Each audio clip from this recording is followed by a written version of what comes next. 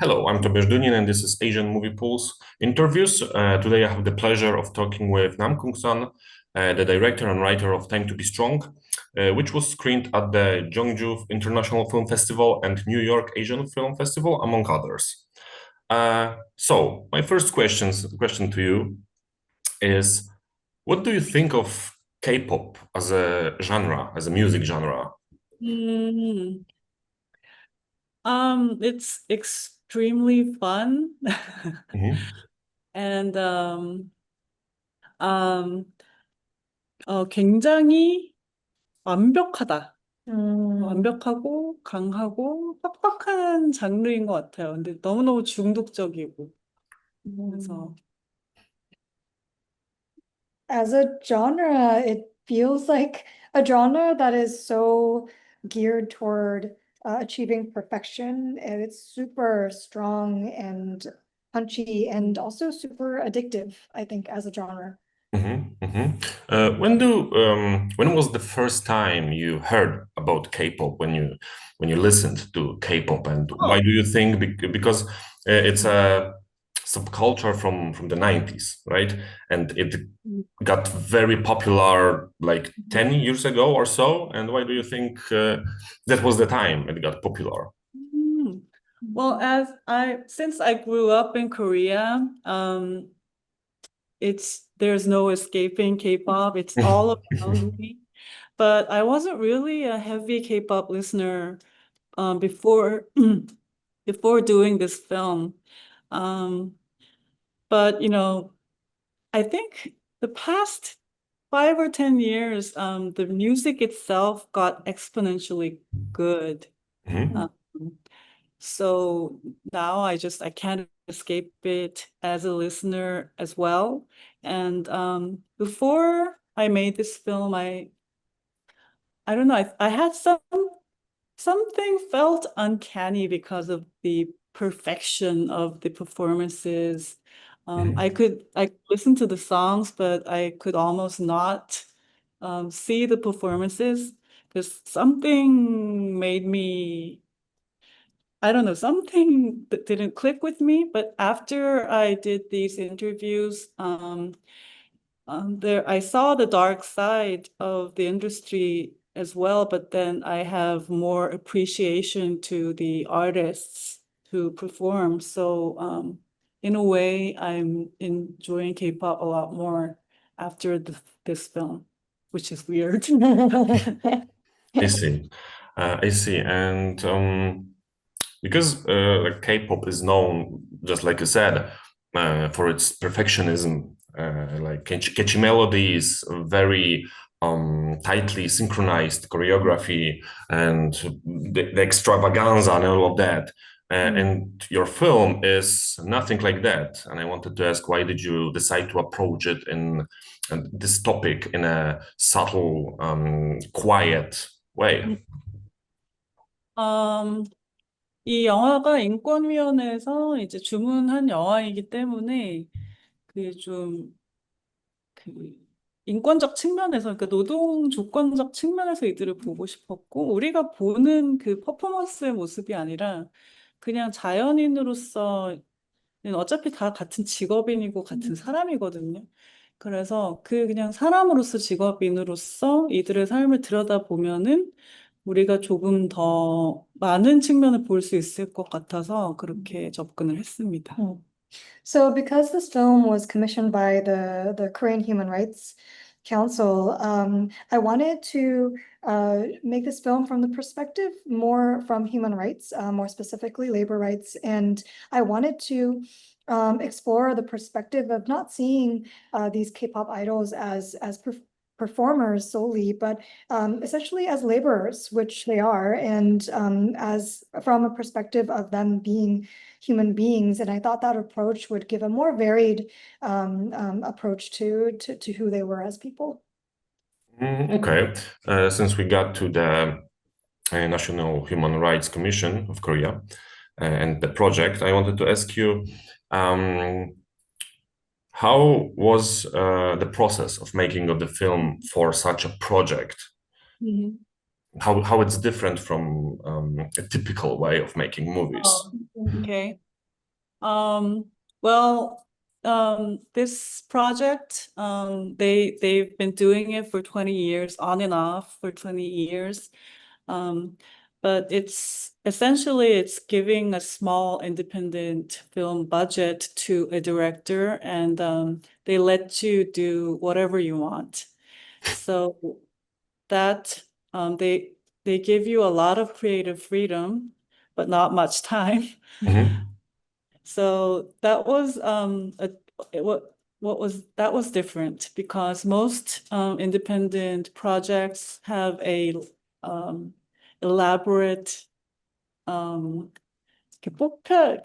지원을 받기 위한 과정들이 이제 그렇죠. 통과해야 되는 게 굉장히 많은데 시나리오가 있는 상태로 통과해야 되는 게 많은데 이 경우에는 뭐 적은 예산이긴 했지만 그냥 자유롭게 알아서 하라고 하니까 좀 편하게 편하게 주제를 탐색할 수 있고 이제 원하는 스타일의 영화를 만들 수 있었던 게 좋았습니다. 다만 아주 빨리 해야 돼서 그건 도전이었다. Um, well, I think typically if you look at the process of producing and making independent film, there are just so many stages that you have to go through and hurdles that you have to overcome in order to just be supported in the making of the film. But in the case of this project that was supported by the Human Rights Council, yes, we had a small budget, but I was also guaranteed more creative freedom. And so I remember being able to explore the kinds of themes and subject matter that I wanted to explore in a more comfortable manner and in my own style. So that was very good. But also I do have to say that because it was a very fast process, that was definitely a challenge. How much time did you have for the movie? Oh, well, I did 1 month of interviewing, 1 month of writing, 1 month pre-production, and 1 month shooting. Mhm. And but yeah, it took a year to edit, but Okay. it's really fast. Okay, that's really fast. And interviewing, you mean interviewing like K-pop stars and people from the industry Yes, doing the yes. research. Yes, so it's this was a theme that I could probably not officially get an interview from these people, so I looked around connections Mhm. and found individual people who could talk about their experience off the records. So I met many former K-pop idols, failed K-pop idols, and Mhm. just trainees, and audition program um 참가자? 참가자를 Participants? Yes. participant Yeah. and people who work in the industry, and I just talked about their life, and then it really was an experience. Okay.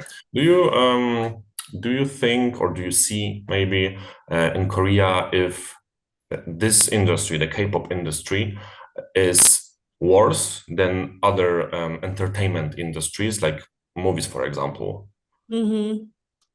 in terms of labor rights and There's a very specific reason that I thought this industry was has problems.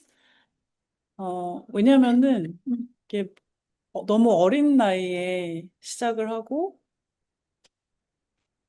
어린 나이에 시작을 해서 굉장히 높은 수준의 실력을 요구하기 때문에 요구하고 심지어 정말 많은 사람들이 하고 싶어 하는 어떤 삼박자를 다 갖춰가지고 그게 이제 보통 예술계에서는 또 충분히 이제 겪는 문제들이 있는데 훨씬 구조적인 어떤 억압들이 있다고 생각을 했어요. 왜냐하면은 예산도 굉장히 크고 이익도 굉장히 큰데 한 명이 아니라 또 여러 사람으로 이루어진 팀을 만드는 것이다 보니까 이게 여러 사람이 엮여 있고 자본이 크고 어린 아이들이 굉장한 실력을 갖춰야 된다라는 조건 때문에 다른 분야랑은 좀 차원이 다른 어떤 문제들이 생기더라고요.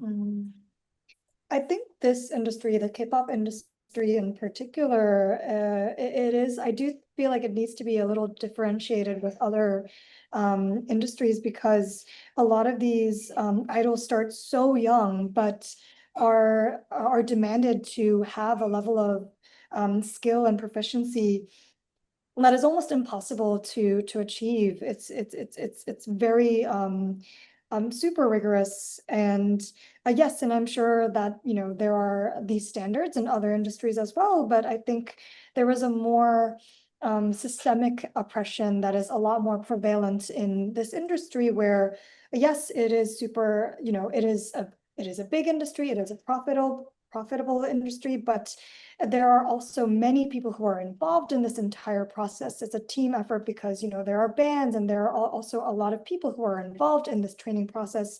And it involves a lot of capital, which also complicates the problem. So I think this industry as a whole, it's on a whole other level when it comes to those structural issues.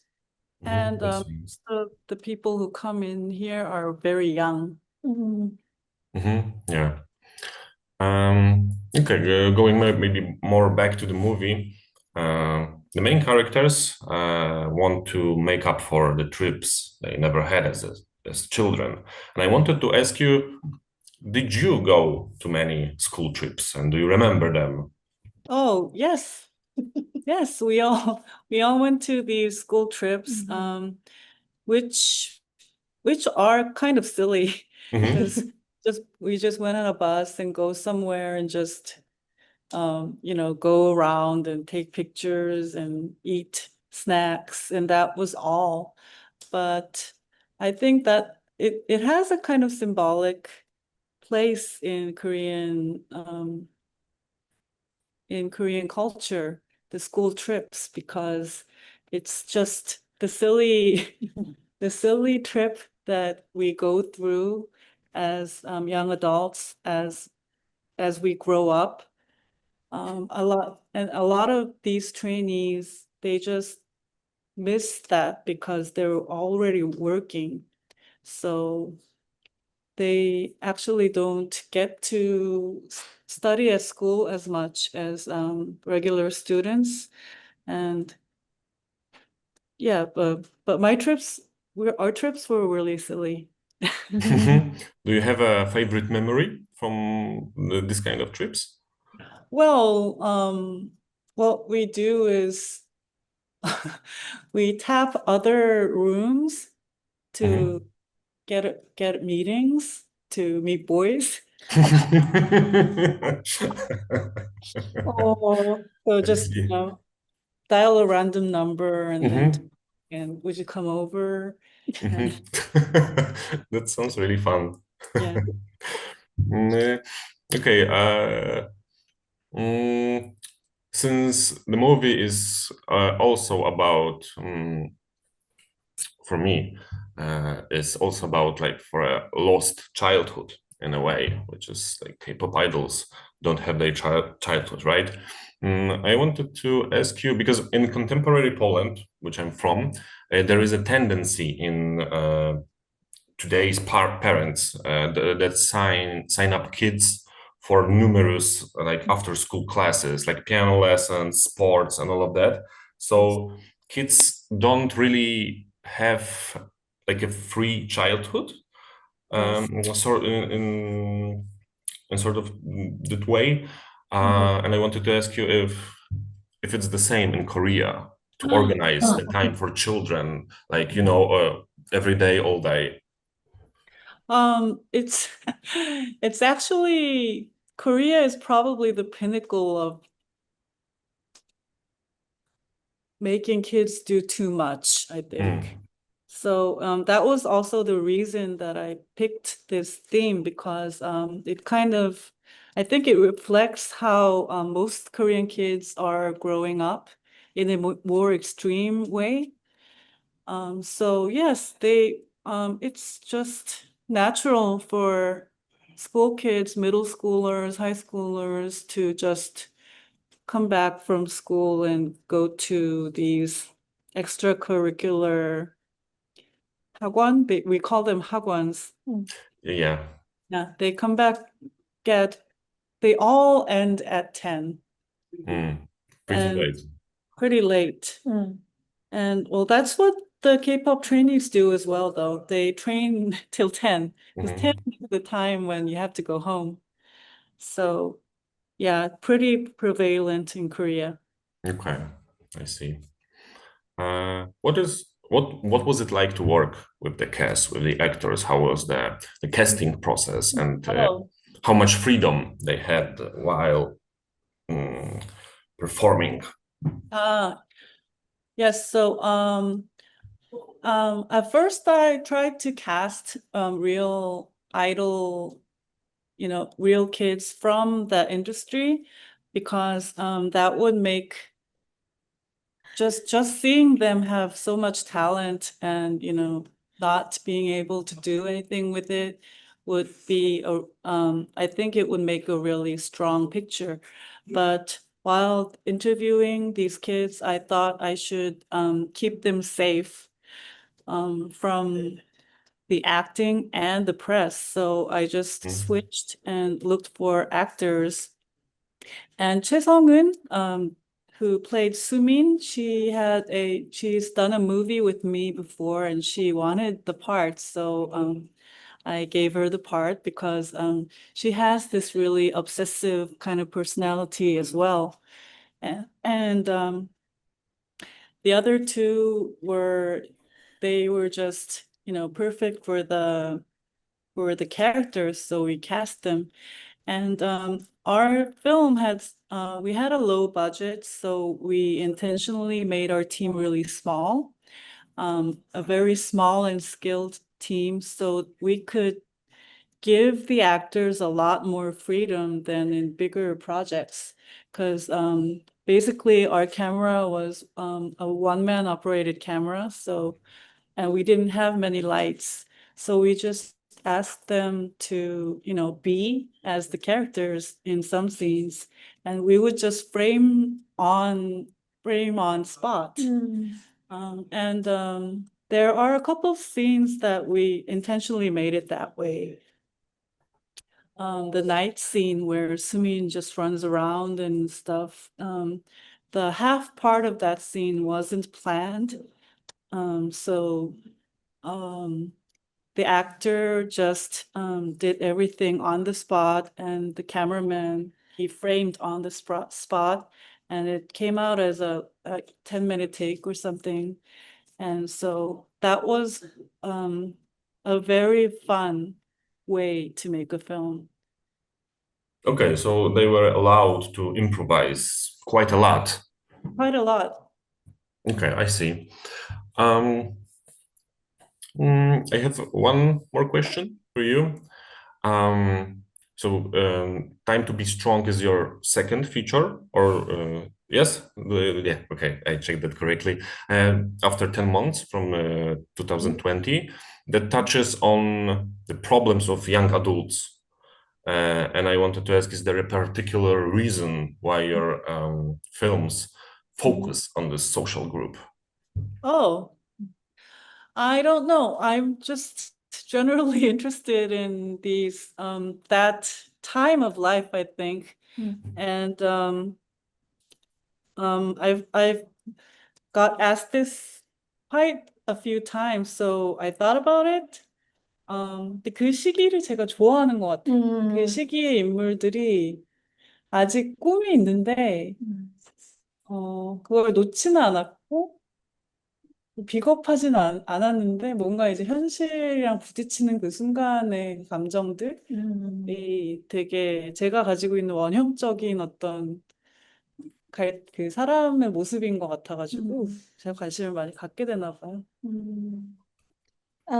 Yeah, I think I tend to just have an affinity for that time period. I think it's a period in your life when you have a dream, but you are faced with the reality of that of whatever society you're living in, and there are emotions that erupt from the meeting of those two things, and I think that's representative of who we are as human beings. So I think that's why I gravitate toward that.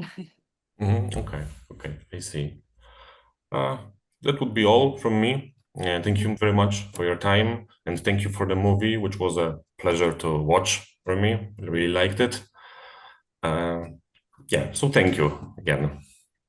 Yeah, Thank you. thank you. Thank you. Goodbye. Bye.